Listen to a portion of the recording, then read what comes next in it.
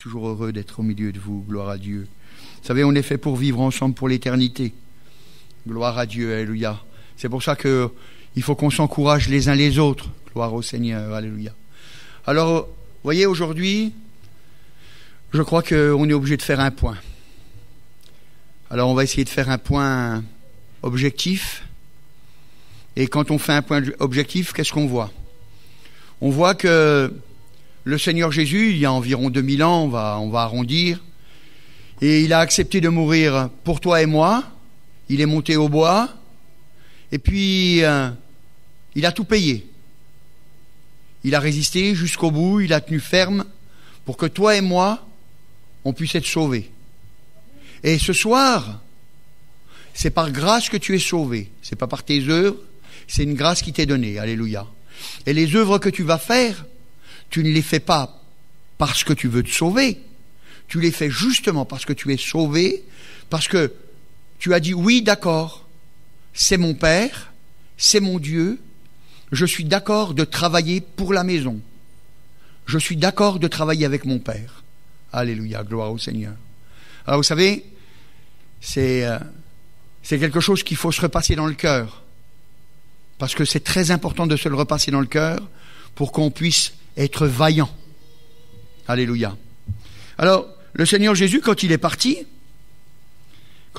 dans la gloire, parce qu'aujourd'hui, vous savez, il n'a pas arrêté son œuvre, il intercède pour toi et moi, afin qu'on reste sur le chemin du salut.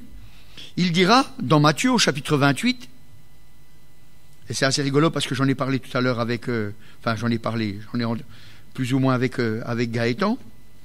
Matthieu, chapitre 28, versets 19 et 20. Matthieu, chapitre 28, versets 19 et 20. Allez, faites de toutes les nations des disciples, les baptisant au nom du Père, du Fils et du Saint-Esprit, et enseignez-leur à observer tout ce que je vous ai prescrit, et voici, je suis avec vous tous les jours, jusqu'à la fin du monde. Donc là, le Seigneur, il nous dit, voilà, c'est vrai, moi, je pars dans la gloire. Je vais prier pour toi. Mais toi, je t'envoie. Toi, je t'envoie. Je t'envoie travailler. Le monde est perdu. Le monde est perdu. Alors, il faut leur enseigner à obéir, à marcher droitement. Et ce soir, eh bien, est-ce que tu vas te comporter comme un enfant? C'est-à-dire, est-ce que ce soir, tu vas dire, oui, Père, je veux travailler avec toi, je veux travailler dans ton œuvre, je veux véritablement faire ta volonté. Le monde est perdu, Père, tu m'as sauvé. Maintenant, eh bien, je veux faire ta volonté, moi aussi. Et ça, c'est une question qu'on doit se poser chacun. Vous savez, quand on va passer devant le Seigneur, on sera jugé individuellement. C'est pour ça que ce soir, il faut qu'on se comporte en enfant du Seigneur. Vraiment en enfant de Dieu. Vraiment en fils et en fille. Le Seigneur, il a besoin de toi. Le monde est perdu. La Bible, elle nous dit dans Romains, au chapitre 10, pour nous encourager, pour qu'on puisse aller au travail en ayant une force. La Bible, elle nous dit dans Romains, au chapitre 10 et au verset 13, « Car quiconque invoquera le nom du Seigneur sera sauvé. » Il dit, voilà, si jamais tu lui parles, et puis que lui, il invoque le Seigneur, il l'appelle, eh bien, il sera sauvé. Et c'est quelque chose que tu dois comprendre dans ton cœur. Parce que, vous savez, bien souvent, on s'aperçoit que les gens, ils n'ont pas compris. Ils n'ont pas compris que on est des enfants pour travailler pour le Père, pour travailler dans son œuvre. Et on vient pas comme des enfants, mais on vient comme des gens qui mettaient un fardeau sur les gens et ils n'en ont pas besoin. Ils ont déjà assez du leur. Faut qu'ils en soient débarrassés. faut qu'ils en soient débarrassés. Et c'est pour ça que le Seigneur, il dit, quiconque invoquera le nom du Seigneur, donc on appelle Jésus, sera sauvé. Parce que quand tu l'invoques, quand tu lui parles, à ce moment-là, c'est automatique. Sa grâce, elle vient sur toi. Et donc, c'est pour ça que il faut l'invoquer. Et c'est pour ça que le Seigneur, il dit encore dans Matthieu au chapitre 10, mais au verset 14, il dit « Comment donc invoqueront-ils celui en qui ils n'ont pas cru ? Et comment croiront-ils en celui dont ils n'ont pas entendu parler ?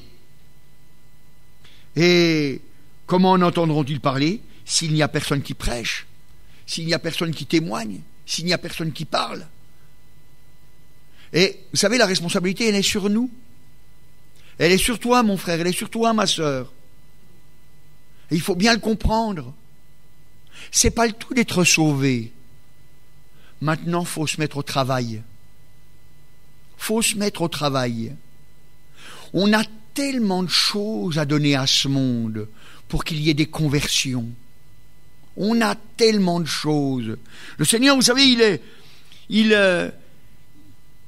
veut qu'on parle, qu'on témoigne, et aujourd'hui, c'est notre mission.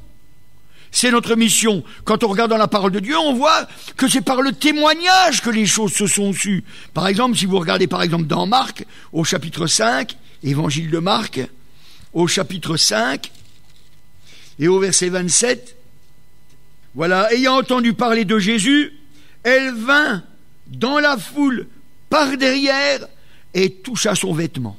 Puis après, on connaît l'histoire. Elle est venue, elle a touché le vêtement, puis elle a été guérie. Elle a été guérie. Mais elle a entendu, ayant entendu parler de Jésus. Vous savez, des fois, les gens, ils disent, ah, vous savez, Dieu. Moi, je parle rarement de Dieu. Je parle de Jésus. Parce que c'est Jésus qu'on doit annoncer. C'est le seul nom qui nous a été donné par lequel nous pouvons être sauvés. C'est pas le nom de Jéhovah qui nous a été donné, c'est le nom de Jésus. Vous comprenez ? Alors on parle de Jésus. Voilà ce que Jésus a fait dans ma vie. On témoigne, les gens ils en entendent parler. Peut-être qu'ils sont pas réceptifs sur le moment, mais c'est pas grave mon frère, c'est pas grave ma sœur. Toi tu témoignes. Et puis peut-être qu'un jour, ça va porter quelque chose. Moi, vous savez, c'est quand j'étais sur la route d'Amsterdam, j'étais parti pour aller acheter de la drogue. Il y a 2 jeunes, ils m'ont parlé de Jésus. Quand ils m'ont parlé de Jésus, j'étais furax, complètement énervé. J'ai dit stop, on arrête la voiture ici, là, tout de suite. Ils m'ont dit ça, c'est pas possible. Ils m'ont déposé à un autre endroit, donc là où c'était possible, à la sortie de l'autoroute. Et puis, mais je voulais rien en entendre parler. Mais c'était semé. Et voyez, aujourd'hui encore, j'y pense. Que Dieu les bénisse. Parce que un jour, des gens ils m'ont parlé. Et à force d'entendre, à un moment donné, on se pose des questions. Jésus agit dans les vies. Mais pour ça, il faut qu'ils en entendent parler. Il faut qu'on en entende parler. Et c'est toi, c'est moi. Et pourquoi cette femme elle est venue par derrière pour toucher son vêtement? C'est quand même assez bizarre comme affaire. Mais elle l'a fait parce qu'elle en avait entendu parler. Elle en avait entendu parler. Qu'est-ce qu'elle avait entendu? Un petit peu avant, dans Marc au chapitre 3, évangile de Marc au chapitre 3, et au verset 10, car comme il guérissait beaucoup de gens, tous ceux qui avaient des maladies se jetaient sur lui pour le toucher. Ben oui, parce que les esprits impurs s'en allaient, les guérisons, elles se faisaient. Alors les gens, ils se jetaient sur Jésus. Elle a entendu ça, elle a dit quoi? Les gens se jettent sur Jésus pour être guéris? Moi, avec tout ce que j'ai vécu, ça fait combien d'années que je suis malade? Les médecins, ils n'ont rien pu faire pour moi. Maintenant, j'ai plus de solution. J'ai même plus d'argent. Ça vaut le coup que j'essaye. Je risque rien. Je suis malade. Si je le touche et que ça ne marche pas, je ne serai pas plus malade. Alors elle y est allée. Et puis elle s'est dit, peut-être que c'est le bon moment.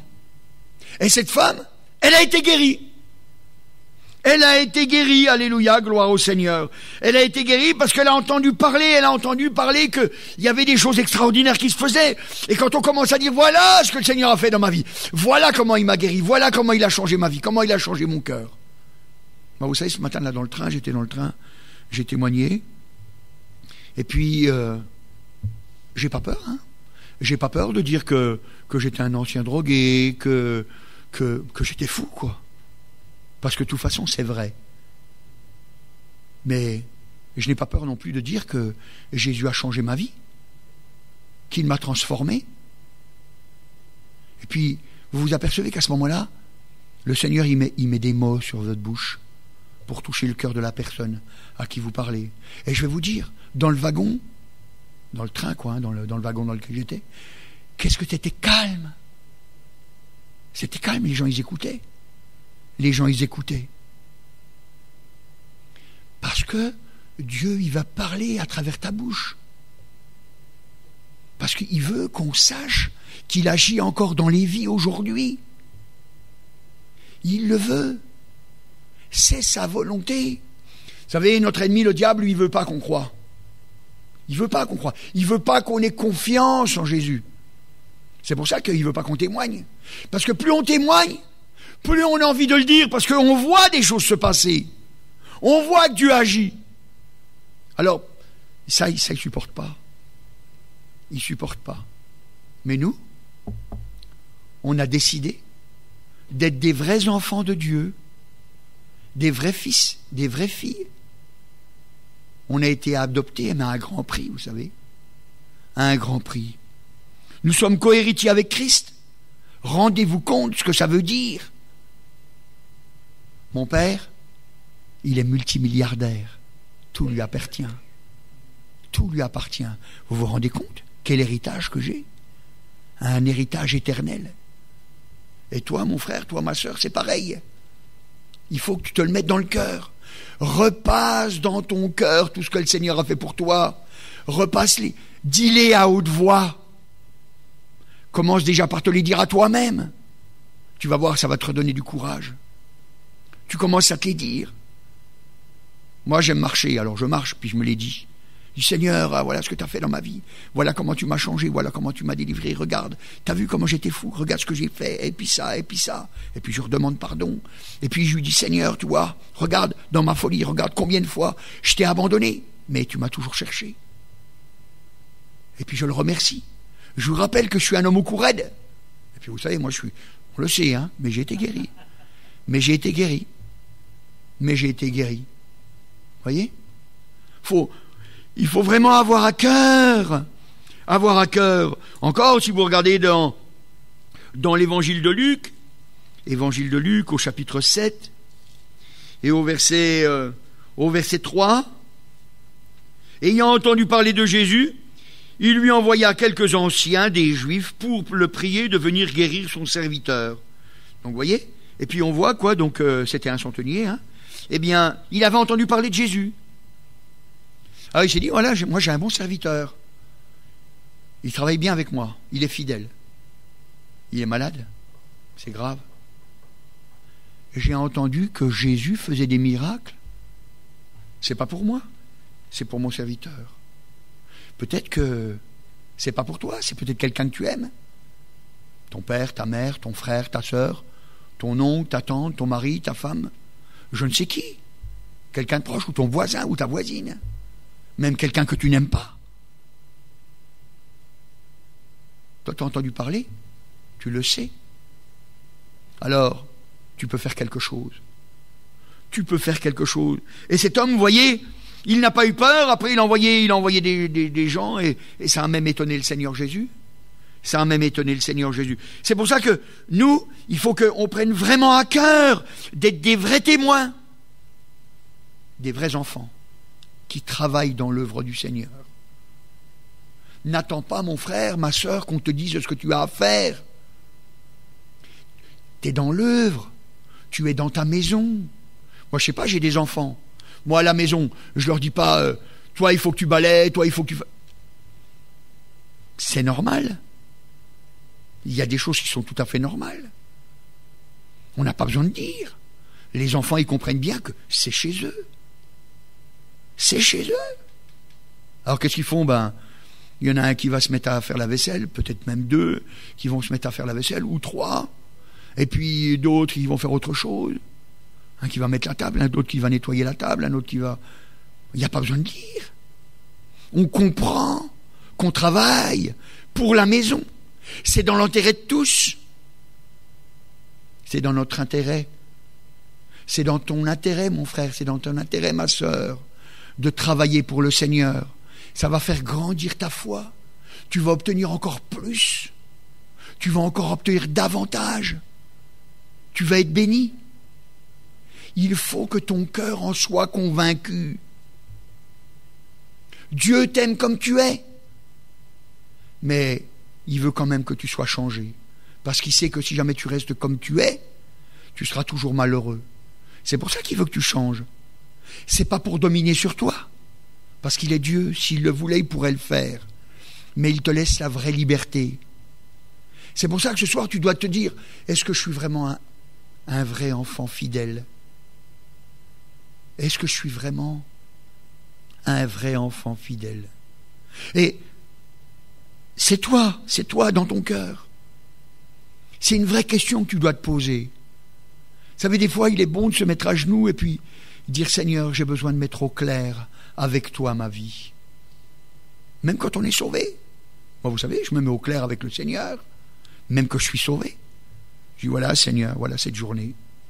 Est-ce que j'ai été à ta gloire, Seigneur? Maintenant, il faut que je regarde avec toi. Il faut que tu m'éclaires.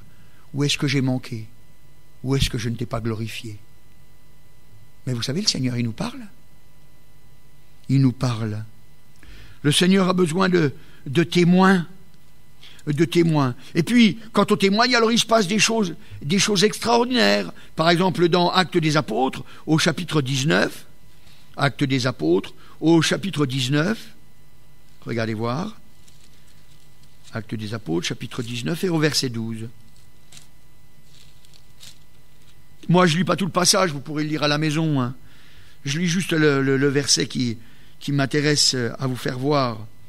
Alors, il est marqué, verset 12. Voilà, donc on va peut-être lire à partir le verset 11, parce que la phrase, elle commence au verset 11. « Et Dieu faisait des miracles extraordinaires par les mains de Paul, au point qu'on appliquait sur les malades des linges ou des mouchoirs qui avaient touché son corps.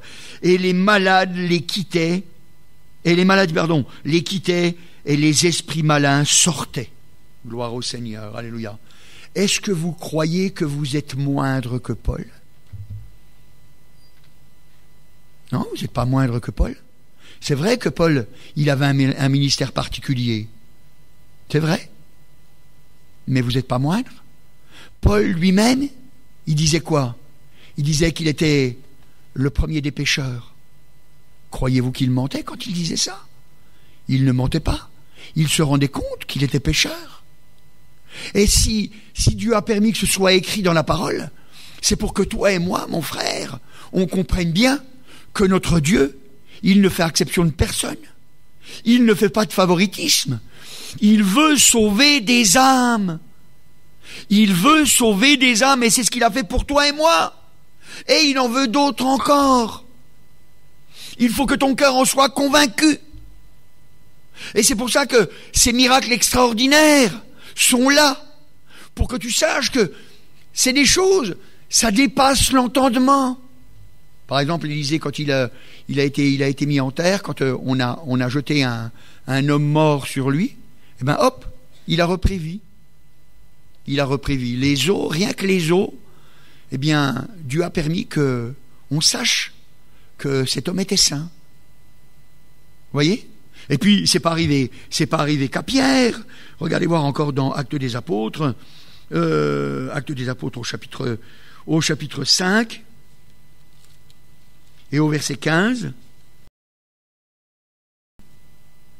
Au verset 15, donc on va lire juste un petit peu avant, le verset 14.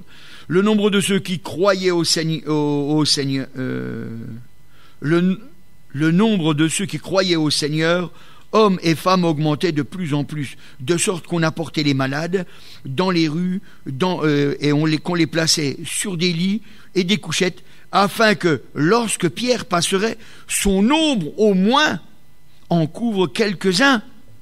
Pourquoi? Parce qu'ils étaient guéris. Parce qu'ils étaient guéris. L'ombre, vous vous rendez compte? L'ombre. Notre Dieu veut guérir. Rappelez-vous que Pierre, il avait renié le Seigneur. Et Dieu a voulu que ça soit dans sa parole pour que notre cœur soit convaincu que Dieu veut agir.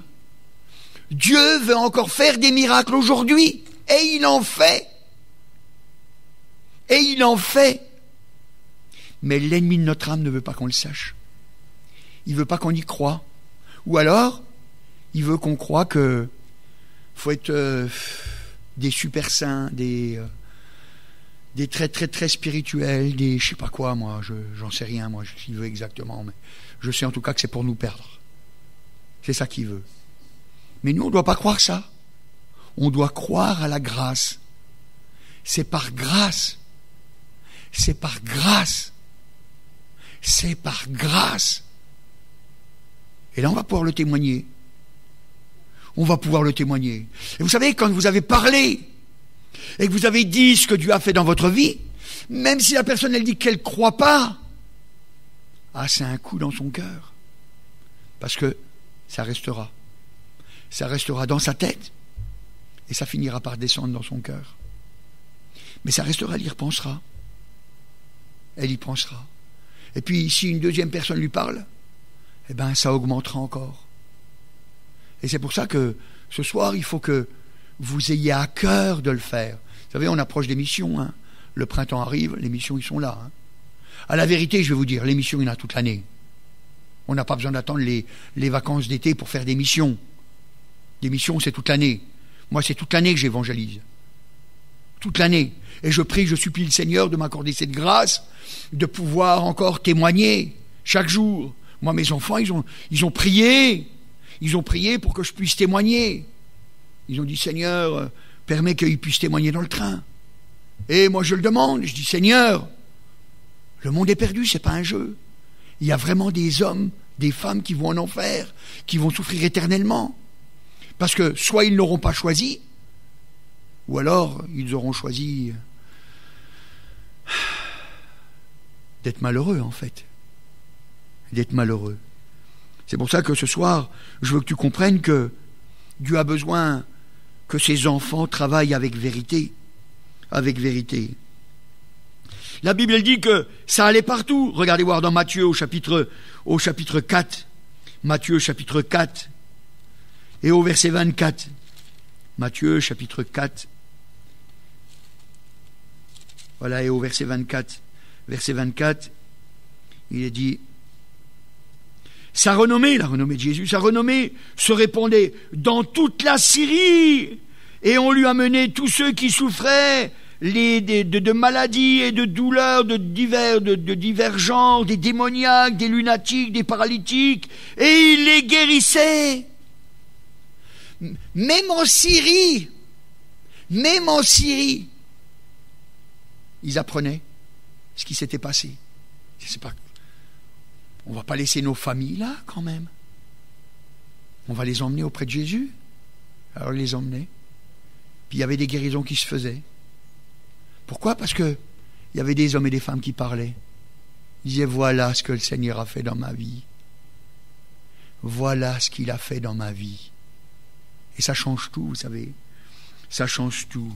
Et c'est pour ça que quand on regarde dans la parole de Dieu, eh bien, quand on regarde dans la parole de Dieu, on s'aperçoit que les disciples, ils avaient à cœur que ça puisse se répandre partout. Quand vous regardez par exemple dans les Actes des Apôtres au chapitre 19 et au verset 2, Actes 19, verset 2, alors, on va lire depuis le verset 1.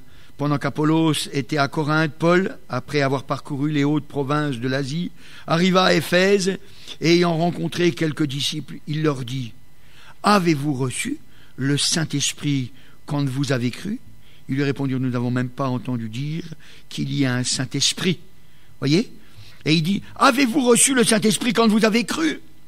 Mais pourquoi il demande ça? C'était des gens, ils disaient qu'ils étaient croyants. Pourquoi ils demandent ça?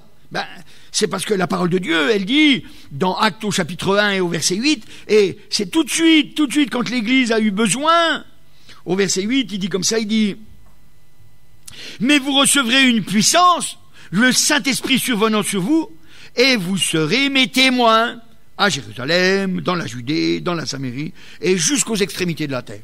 Vous voyez, le Saint-Esprit, il est là pour nous aider à être des témoins. Je suis témoin de Jésus. Je suis témoin de Jésus. Voilà ce que Jésus a fait dans ma vie. Je peux le témoigner. Voilà ce qu'il a fait, c'est ma vie. C'est pas la vie d'un autre, c'est la mienne. Voilà ce qu'il a fait. Vous savez, des fois, les gens, ils se trompent. Moi, je crois qu'ils se trompent. Ils veulent aller parler aux gens, mais c'est-à-dire leur donner des versets bibliques. Mais ils se trompent, c'est pas des versets bibliques qu'on leur donne. On leur donne un témoignage. Voilà ce qu'il a fait pour moi. Parce que Jésus est encore vivant. Jésus est vivant. Il a agi dans ma vie à moi. Dans la mienne. Personnellement, il a agi. Et ça, quand on le dit, c'est une force, parce qu'ils peuvent dire tout ce qu'ils veulent. Vous savez, moi, quand je leur dis que à Fontaine, j'ai entendu une voix qui m'a parlé, et qui m'a dit, c'est parce que tu ne m'obéis pas. Les gens, ils peuvent croire n'importe quoi, hein. Ils peuvent dire que je suis un menteur, que j'invente, que j'exagère, ou peu importe. Ils disent ce qu'ils veulent. Mais moi, je leur dis, tu peux croire ce que tu veux. Tu peux même croire, si tu veux, que je m'appelle Soubirous, hein, Bernadette Soubirous. Hein. Tu peux croire ce que tu veux. J'entends des voix. Tu peux dire ce que tu veux. Voilà ce qui m'est arrivé. Moi, je te le témoigne. Et j'ai pas peur. Parce que c'est la vérité. Parce que c'est la vérité. Et s'il l'a fait pour moi, il peut le faire pour toi. Voyez? Et le Saint-Esprit, il nous aide.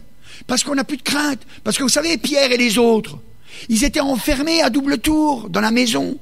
Parce qu'ils avaient peur. Et je comprends qu'ils avaient peur. Avec ce qu'ils avaient fait au maître, ça fout la trouille. Mais quand ils ont reçu l'Esprit, ils ont dit non. Mon Seigneur est vivant, il intercède pour moi, j'ai plus peur. Il a été vainqueur de la mort, il n'y a plus de problème. Qu'est-ce qu'ils veulent me faire? Me tuer? De toute façon, un jour ou l'autre, je vais mourir. À moins qu'il y ait l'enlèvement.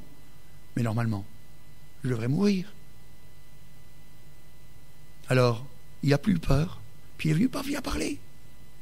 Et puis, les versets bibliques, où ils sont? Le Seigneur ajoutait à l'église ceux qui étaient sauvés. Ça veut dire les perdus, ils n'étaient pas dans l'église.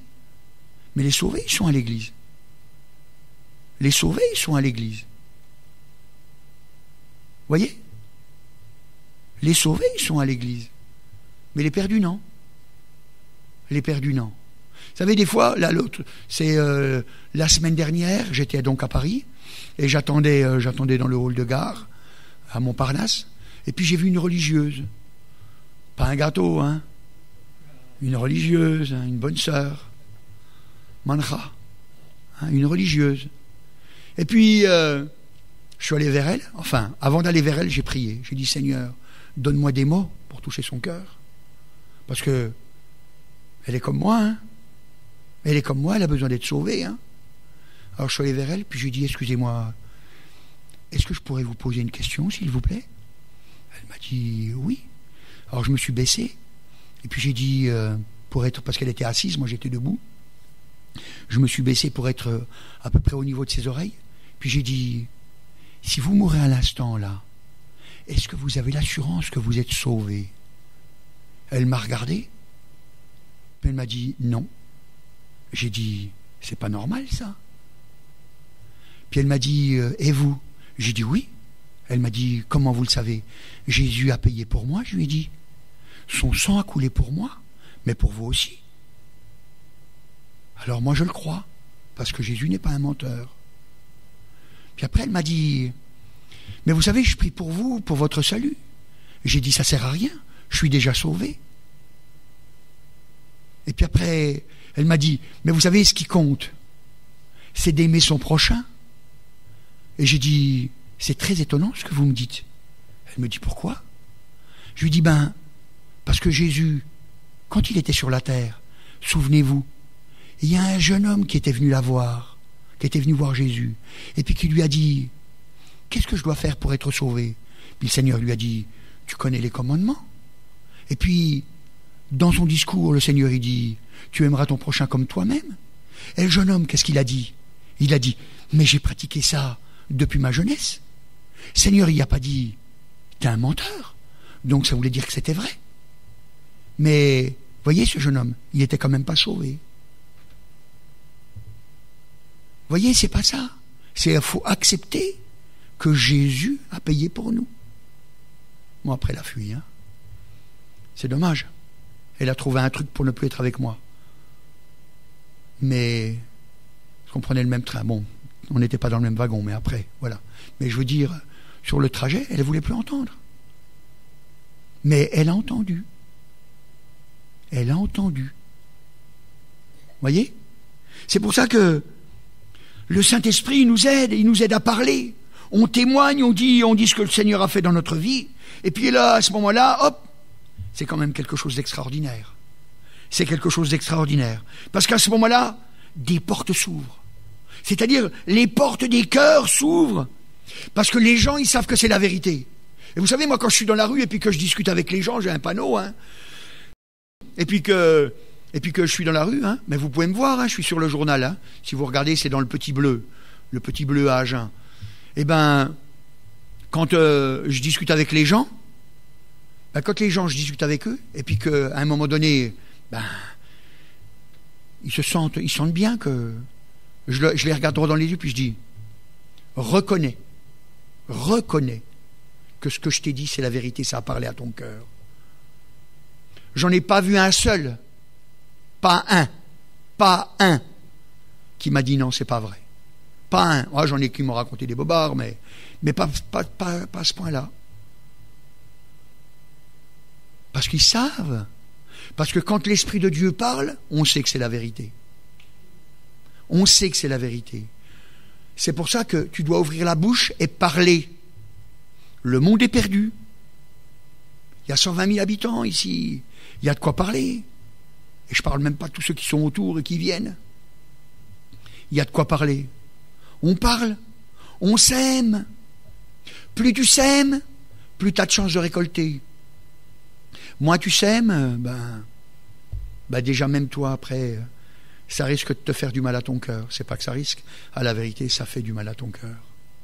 C'est pour ça qu'il faut vraiment prendre à cœur de croire à la parole de Dieu, alléluia. D'ailleurs, non seulement il dit vous recevrez une puissance, hein, et vous serez mes témoins, mais encore, on s'aperçoit que vraiment, nous chrétiens, on a une particularité, c'est le parler en langue. Dans Actes, au chapitre 19, Actes des Apôtres, au chapitre 19, Actes des Apôtres, chapitre 19, et au verset 6.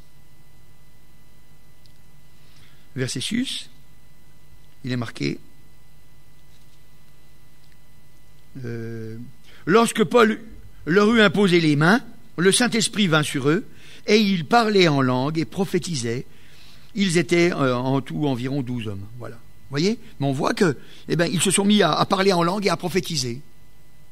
Alors, c'est bien précisé, prophétiser. Parce que quand vous regardez dans la parole de Dieu, on s'aperçoit que la prophétie, c'est pas fait pour rien. C'est fait pour encourager les autres. C'est fait pour parler à l'Église, pour faire du bien à l'Église. Ça donne de la force. Ça donne de la force, ça donne du courage. Ça donne envie d'y aller. Parce qu'on sait qu'on va être des vainqueurs. On part en vainqueur et pour vaincre. Comme le Seigneur. Comme le Seigneur. Mais aussi on parle en langue. Parce que ça nous édifie nous-mêmes. Moi, vous savez, au début, quand je suis venu à l'église et puis qu'on a prié pour moi pour le parler en langue, je m'attendais à recevoir quelque chose... j'allais tomber par terre, que je sais pas, j'allais être lumineux ou je sais pas quoi, ou je sais pas ce qui allait arriver, mais en tout cas, il n'allait rien arrivé de tout ça. Mais rien du tout de tout ça. Mais rien. J'ai pas eu de chaud, j'ai pas eu de froid, j'ai même pas eu du tiède, rien. J'ai eu l'impression qu'il s'était rien passé dans ma vie. Mais je savais une chose, c'est que c'est la langue de la foi. La langue de la foi, c'est une langue qu'on prononce, qu'on ne comprend pas. Mais la Bible, elle nous dit, dans Romains, au chapitre 8, et au verset 26, Romains, chapitre 8, et au verset 26, 8, 26, de même aussi l'Esprit nous aide dans notre faiblesse, car nous ne savons pas ce qu'il convient de demander dans nos prières. Mais l'Esprit lui-même intercède par des soupirs inexprimables. Et celui qui sonde les cœurs connaît la pensée de l'Esprit, parce que c'est selon Dieu qu'il intercède en faveur des saints. Donc ça veut dire que tu vas pas savoir ce que tu dis, mais Dieu, lui, il va le savoir. Parce que son Esprit, il va parler à travers ta bouche. Il va parler à travers ta bouche. Il va dire des choses à Dieu pour ton bien. Pour te faire grandir, pour te faire grandir, pour que tu aies encore plus de courage, pour que tu aies encore plus de courage. Alors vous savez, des fois, les gens ils me disent comme ça, ils me disent, vous savez, dans nos églises, qu'est-ce qu'il y en a des choses qui se disent? Ils disent, oui, mais dans une église, on ne parle pas en langue. Puis alors après, ils prennent un verset, et puis ils disent, ouais, tu vois, si personne ne comprend. Alors imaginez-vous voir que j'arrive dans une église, et puis tout le monde parle anglais, moi je ne parle pas anglais. Alors, il ne faut pas qu'il parle anglais parce que je ne parle pas anglais. Non, il faut arrêter. C'est pour ça que la Bible, elle dit, n'empêchez pas de parler en langue. Il ne faut pas empêcher. C'est le diable qui veut qu'on ne parle pas en langue. Mon frère, ma soeur, fais cette expérience. Rentre chez toi, mets-toi à parler en langue. Parle en langue, parle en langue, parle en langue, parle en langue. Tu vas voir, ta vie, elle va changer. Mais vraiment, elle va changer ta vie. Fais l'essai. Mets Dieu à l'épreuve. Tu verras que si ce n'est pas vrai. Il y a une véritable transformation, tu vas avoir du courage, de la force. Tu vas oser parler, peut-être à ton voisin que tu n'as jamais osé de parler. Peut-être à ton docteur que tu n'as jamais osé de parler. Peut-être à, je sais pas qui, à tout le monde. Moi, vous savez, quand j'ai reçu, Seigneur, merci. Parce que je ne pouvais pas m'empêcher de dire aux gens comment le Seigneur était merveilleux. Et je disais à tous ceux qui étaient là, même à Fafa, Patrick Magnona, que je ne vois pas, mais je lui disais, c'est formidable, c'est formidable, c'est mieux que la drogue, c'est mieux que la drogue, je reçois tellement, mon frère, ma soeur, tu peux essayer, le Père a besoin d'ouvriers, d'ailleurs. Est-ce que c'est pas le Seigneur qui dit dans Matthieu au chapitre 9 et au verset 38? Matthieu chapitre 9 et au verset 38. Il dit, priez donc le maître de la moisson d'envoyer des ouvriers dans sa moisson. Voyez? Il dit, priez donc le maître d'envoyer des ouvriers dans sa moisson. La moisson est grande, il y a peu d'ouvriers. C'est toi. C'est moi l'ouvrier. Nous sommes le corps de Christ. Vous savez, il faut le comprendre. Dimanche, là, je disais à l'église à Agen, je disais, il faut comprendre que, moi je suis pasteur. Mais c'est pasteur, ça ne veut pas dire que je suis plus grand que vous. Hein. C'est pas ça que ça veut dire. Ça veut dire que je suis une pièce du corps, et puis c'est tout, quoi. Alors, dans un corps, vous avez une bouche, dans la bouche, vous avez 2 lèvres, vous avez des narines, vous avez des yeux, vous avez des mains, vous avez... Enfin, normalement.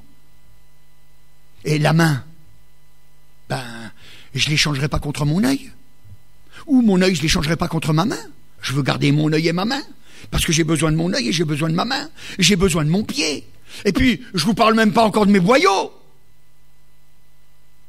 Si je ne les avais pas, qu'est-ce que je serais malheureux?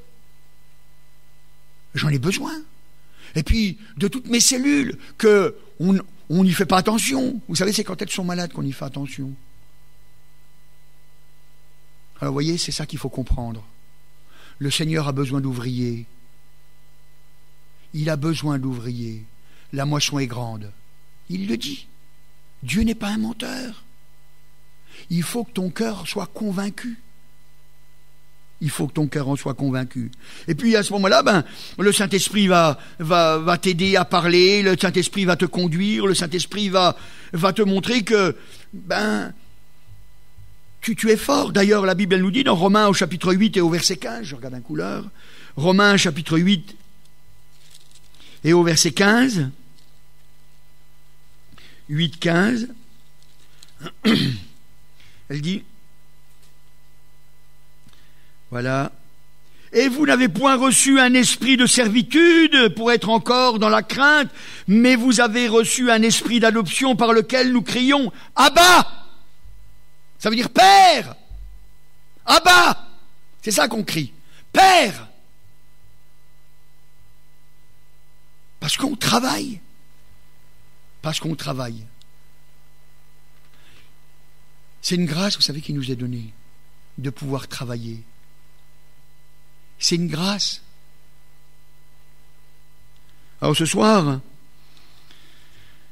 savez, quand on regarde la parole de Dieu, on voit que tout a été mis en œuvre pour nous mettre au travail. Parce que quand on est au travail, eh bien, on regarde comment est la maison.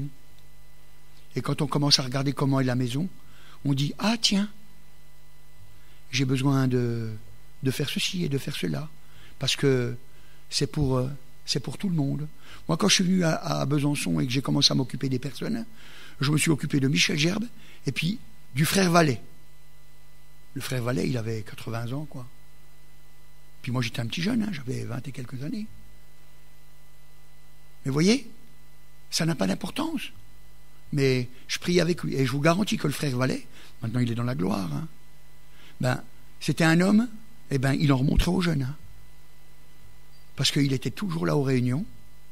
Et puis il priait à voix haute. Au début, il ne voulait pas, hein, comme moi. Hein, parce qu'il y avait toujours quelque chose qui empêche. Et puis, je lui ai dit, mais qu'est-ce qui empêche, frère? Il n'y a rien, c'est pas ici, c'est pas moi. Hein. Tu m'entends, moi, je crie fort. C'est pas moi, c'est pas les autres. Donc ça veut dire que c'est l'ennemi de ton âme. Et nous, il faut qu'on soit un encouragement les uns pour les autres. Alors on regarde, qu'est-ce que l'Église elle a besoin? Elle a besoin de voir un peuple uni, serré, qui travaille ensemble, un corps vaillant. Vous savez, une main, si jamais ma main on me la coupe et puis on me la met sur une chaise, c'est ma main. Mais je ne peux rien en faire. Elle ne m'est pas utile. Donc je finirai par l'abandonner. Mais quand elle est accrochée, je suis très heureux de la voir. Et le corps de Christ, il a besoin de membres actifs, des gens qui comprennent. C'est pas important la place que tu as. Ce qui est important, c'est de travailler. D'ailleurs, le Seigneur, il nous enseigne quoi? Il dit que celui qui veut être grand parmi vous soit l'esclave de tous. Donc vous voyez, il nous apprend à être humble comme lui, il est humble. Et c'est pour ça que ce soir, eh bien, on doit renoncer à certaines choses. On doit renoncer à certaines choses. Par exemple, la Bible, elle dit dans Éphésiens au chapitre 4 et au verset 25, elle dit « Soumettez-vous donc à Dieu, résistez au diable. » Non, c'est dans Éphésiens, chapitre 4 au verset 25. Il dit « C'est pourquoi renoncez aux mensonges et que chacun de vous parle selon la vérité à son prochain, car nous sommes membres les uns des autres. » Alléluia. Voyez?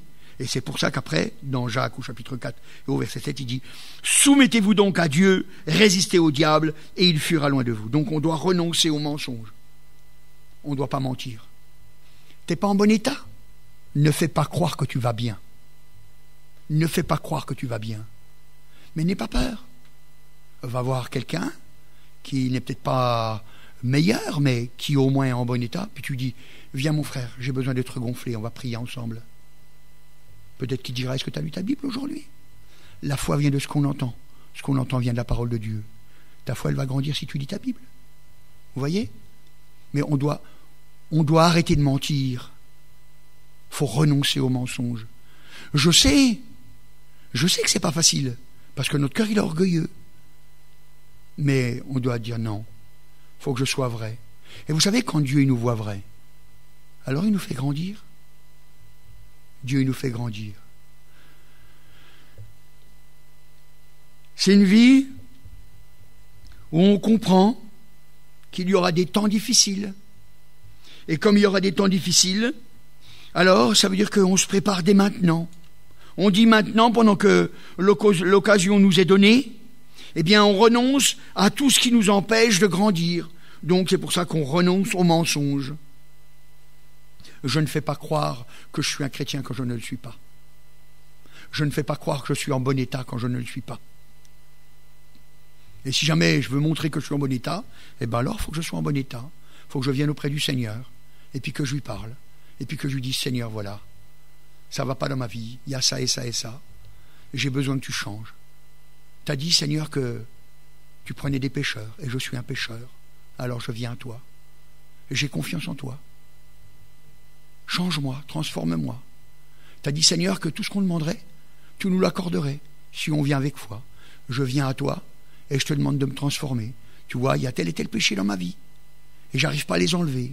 Mais tu as dit que toi, tu me changerais, parce que tu as dit toi-même, c'est toi qui t'es engagé, tu as dit que tu me perfectionnerais, parce que je vais être vrai avec toi. Ce soir, je ne connais pas l'état de ton cœur. Je ne sais pas où tu en es dans ta vie. Mais je sais une chose,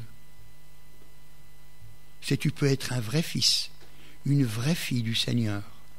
Mais ça va ne dépendre que de toi. Ce soir, ne regarde pas aux autres. Regarde qu'à toi. Et si tu regardes bien à toi, alors pose-toi la question. Est-ce que vraiment je peux dire oui, j'ai l'assurance de mon salut? Est-ce que je peux dire avec assurance oui, je suis un vrai fils, je suis une vraie fille du Seigneur?